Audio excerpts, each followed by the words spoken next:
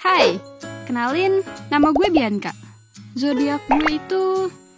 gak usah lah ya, ntar malah ribet. Oh iya, saat ini usia gue 24 tahun dan kerja di salah satu kantor di Jakarta. Gue mau cerita tentang gimana toksiknya orang-orang di kantor gue yang berimbas ke gue, bikin gue nyaris dipecat. Gas lah, langsung cerita aja ya.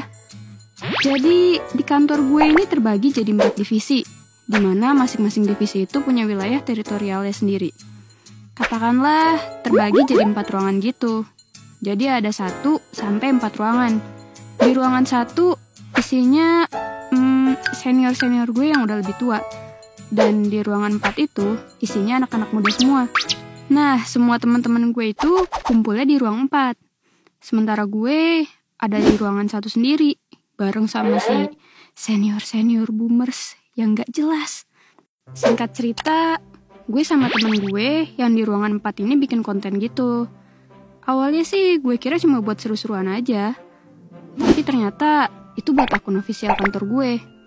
Ya, gue gak ada masalah juga sih, fine-fine aja gitu. Sampai suatu hari, tiba-tiba ada salah satu temen di ruangan 1 itu nanya gue, "Kamu habis ngapain sama anak-anak ruang 4? Ya gue jawab dong, "Bikin konten pak." Kenapa ya?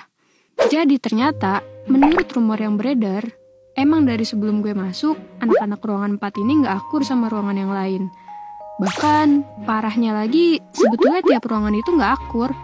Tapi orang-orang dari ruangan 1 sampai 3, entah kenapa kayak bersatu gitu buat nge-hate orang-orang di ruangan 4. Awalnya gue pikir itu bukan masalah besar, karena ya udahlah ya, gak ada sangkut pautnya juga sama gue. Sampai akhirnya, setelah buat konten itu, gue disindir-sindir terus sama 2 mbak-mbak dari ruangan gue sendiri.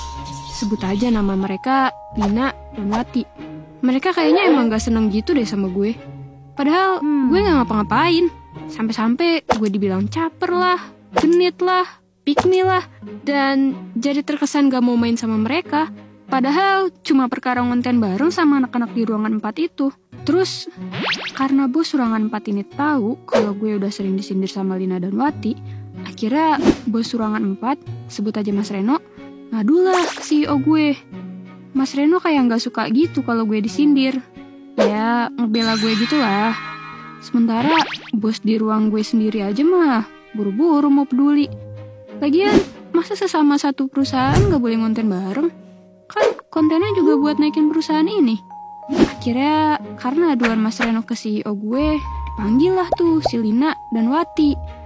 Dan ternyata yang gak suka tentang hal ini tuh bener-bener dari ruangan 1 sampai 3.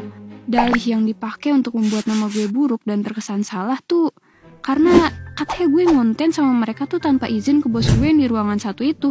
Lah, kan kocak ya? Salah gue di mana anjir? Ini kan juga buat kebutuhan sosmed perusahaan. Emang selama apa sih ambil waktu buat konten? Gue jadi heran sendiri deh. Setelah dipanggil sama CEO, Lina dan Wati pasti spil deh tuh ke karyawan lain dan menggiring opini mereka untuk ikut nge-hate gue. Gak tahu deh tuh berita jelek apa aja yang mereka sebar tentang gue. Entah cepu karena ngerasa bos di ruang 4 mihak gue, atau caper lah. Ya, dilogikain aja deh. Kalau mau nge-hate tuh minimal ada alasannya gitu. Nah, ini kan gak berdasar sama sekali. Setelah Lina dan Wati dipanggil CEO, berikutnya giliran gue yang dipanggil sama HRD. Dan dia melontarkan pertanyaan yang sama kayak bos gue yang di ruangan 1 itu. Yaitu, kenapa kamu ngonten sama anak-anak ruang 4? Jir, selevel HRD nanyanya beginian.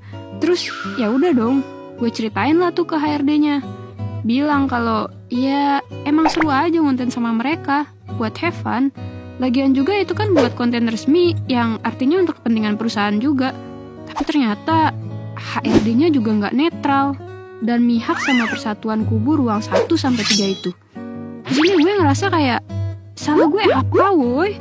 Bener-bener kecewa sejadi-jadinya. Berasa nggak profesional banget. Kalau kayak gini kan, ya makin kuat lah tuh power mereka. Aduh, capek banget deh gue. Akhirnya hari-hari gue jalanin seperti biasa, dengan banyak mengeluh dan pesimis menjalani kehidupan. Sampai gak kerasa, udah seminggu setelah kejadian konyol itu. Dan timbullah masalah baru. Kali ini, sebabnya karena gue dan kawan-kawan ruang 4 yang perempuan itu main sama ex-karyawan yang udah resign. Gue cuma makan makan siang bareng sama dia. Cuma makan siang. Dan tiba-tiba gue dipanggil lagi tuh sama bos gue yang di ruangan satu itu. Ditanya, abis dari mana dan kenapa pergi sama dia? Ya itu kan hak gue dong. Tuh gak aneh-aneh. Sumpah gue gak ngerti lagi ini tuh lingkungannya kenapa bisa sebusuk ini. Bisa gue simpulin, kayaknya emang dia tuh gak suka gitu kalau gue pergi main sama ex-karyawan kantor gue. Padahal menurut gue itu sebetulnya masalah personal. Toh kalau bos gue atau karyawan lainnya punya masalah sama ex-karyawan, ya itu kan urusan mereka, bukan urusan gue. Personal mah personal aja. Gue capek dibawa-bawa mulu. Anehnya lagi, bos gue ini berdalih. Katanya karena gue keluar sama ex-karyawan itu, gue jadi datang telat. Padahal banyak juga yang lebih telat dari gue, anjir. Tapi mereka aman-aman aja tuh, gak dipanggil sama sekali sama dia. Kan kesannya kayak emang bos gue ini cuma nyari-nyari kesalahan gue doang. Akhirnya karena gue penasaran, gue tanya tuh, emang kenapa pak kalau saya keluar pergi makan bareng sama Kak Dini si ex-karyawan? Terus bos gue cuma diem dan malah nanya balik, kamu udah dipanggil HRD? Ya gue bingung lah di situ. Kenapa jadi bawa-bawa HRD? Emang masalahnya besar ya pak? Kalau boleh tahu, saya salah di mana? Kata gue karena heran dengan tingkah si bos gue ini. Tapi bos gue nggak jawab pertanyaan gue sama sekali. Ya udah, gue bilang aja, maaf ya pak kalau ada salah. Masih diam aja tuh si bapak. Akhirnya gue nyeletuk karena kelamaan ya pak istirahatnya. Terus malah dijawab, oh itu juga katanya. Sejak saat itu deh, masalah berubah. Jadi sering masuk telat. Gue dipanggil HRD, terus langsung kena SP. Nah, salah gue di mana? Gue nggak ngerti, sumpah nggak ngerti. Tapi curi-curi dengar, kata Pak CEO-nya pas ditanya kenapa kena SP, si Pak CEO cuma bilang, ada yang mendesak saya untuk mengeluarkan SP. Nah, kan?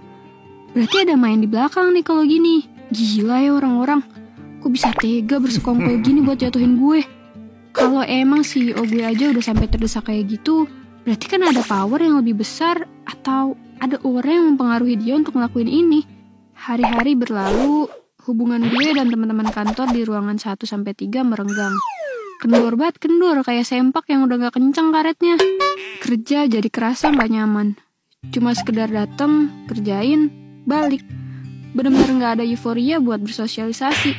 Karena ya semuanya udah terasa anyep. Tapi gue senang sih, karena teman-teman gue di ruangan 4 masih berhubungan baik sama gue. Bahkan mereka selalu jagain gue kalau seandainya ada yang coba nyenggol-nyenggol lagi dari ruangan 1-3. Singkat cerita, gue akhirnya dicap jadi cewek yang cakep-cakep geblek. Soalnya gak tau malu, karena udah kena SP tapi masih belum resign juga. Dikatain caper dan gak tahu deh tuh apalagi yang mereka bilang tentang gue. Tapi ya at least mereka masih mengakui kalau gue cakep kan. Bilang aja kalau pada iri. Pada akhirnya gue masih stay di kantor gue yang sekarang. Tapi ya itu deh, masih bete-betean juga sama mereka. Karena namanya kerja gak boleh melibatkan emosi personal. Kalau kalian jadi gue, kalian bakal gimana nih? Kalau boleh jujur ya, kalau udah kerja dan ada masalah di kantor itu sebenarnya wajar. Cuma ya emang bikin gak nyaman sih. Ujung-ujungnya balik ke diri kita masing-masing. Sanggup gak dengan segala hal kemungkinan yang ada? Stay atau resign, itu pilihan. Tapi please banget, kalau ada hal yang dirasa bukan salah lu tapi lu dipaksa merasa bersalah, lu harus lawan. Resign juga harus penuh pertimbangan ya. Jangan asal cabut aja ya guys.